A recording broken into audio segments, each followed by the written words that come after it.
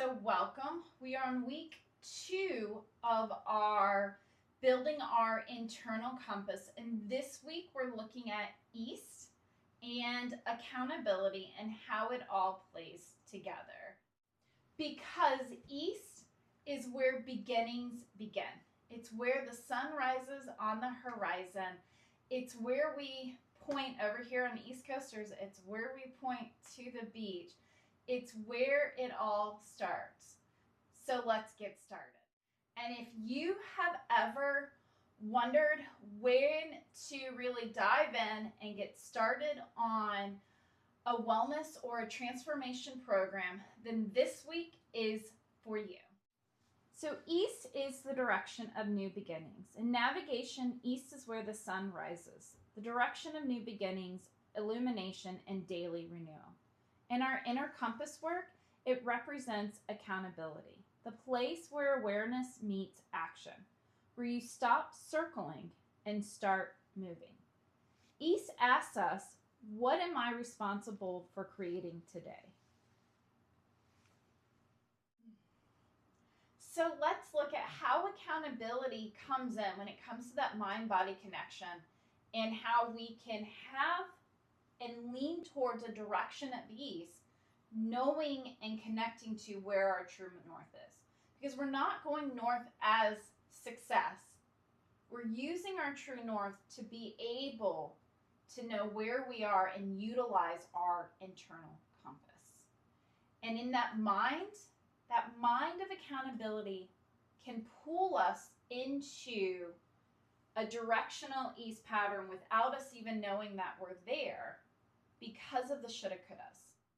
But truly, the mind is there for pattern recognition, for dedication, for being able to see that there is a connection here, that there is safety, and that when I zoom out far enough, I can see that I am safe.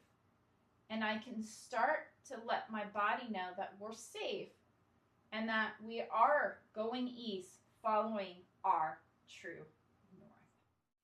And East meets accountability because there's a truth there that we all need. And many times there's an accountability paradox of these shoulda couldas and these perceived expectations. Accountability really gets stuck in our narrative. And remember, with the language of discipline and that safety feedback loop, those two foundational loops that get pulled you further into the quicksand of your mind through perceived control, what we find is that narratives are driving all of them. They give you permission to completely avoid anything that seems to be lazy or lackadaisical or unmotivated and allow you to overindulge in performance. It gives you freedom to finally let your hands up and say, well, I'm on a roller coaster. Whee! I am out of control, but I am on a track. It gives you these narratives and this language of perceived expectation and those comparison traps of where should I be right now? And all of that is not accountability. That is perceived control. What accountability actually is this ability to have acceptance, where awareness acceptance meets, where we can say, I have these propensities, and I know the dualities of my space, that I am not successful or failure, either or, I am. And where I am right now is in a place where I may still have those reactionary tendencies, those ruts still going strong in my brain, and I have a lot of backfill, and I'm filling in those ruts. And so no matter what I do, I'm still progressing, and I don't have to be at an outcome. I can just be in process. And that body of accountability is it knows when you are being true to yourself and when you are avoiding, when you're lying to yourself and when you are actually in a space of growth. And that comes because of energy, fight, flighting, and freezing. It comes from being depleted. It comes from aches and tension. That's your sign that your body is fighting with you and that you are not trusting it to find the true north. And we like to always bring in the neuroscience so that you know that you are not failing. Your mind is finding protection. And so when you start getting into these thought spirals of self-doubt, language of discipline, and perceived control, then you know that your mind and body are no longer connected and that you are not trusting what true north is.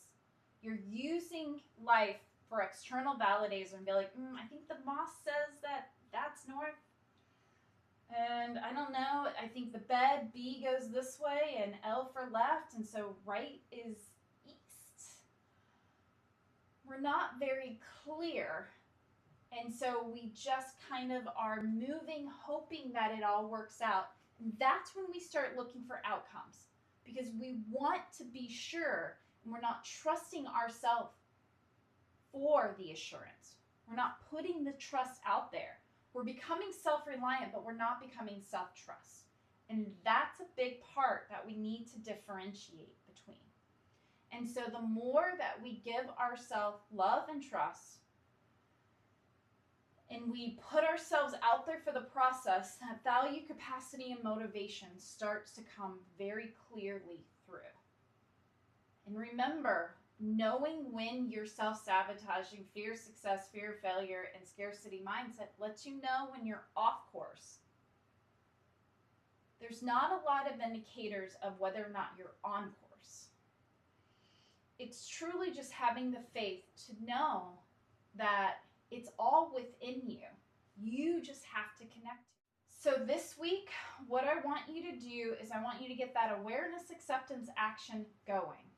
I want you to just notice, am I trusting myself and trusting life and whatever that means for you, to know that the gut is true north and I'm following my gut? Or am I bringing up some perceived expectations? I'm looking for outcomes to reaffirm that this is east and that east is the way I need to go. And sit with it. Be present with it. See what your body says. Because acceptance is next, which means there's no judgment. We're just trying to be aware. And we're going to learn next month about these 4 pillars of the framework for lasting change. And that body and remaining safe and trusting our body that we are safe, it's going to change the game. And that's what we're doing, little micro steps of that now. This awareness, acceptance, and then action. Take those micro moments. A trusting step forward on your journey towards those goals.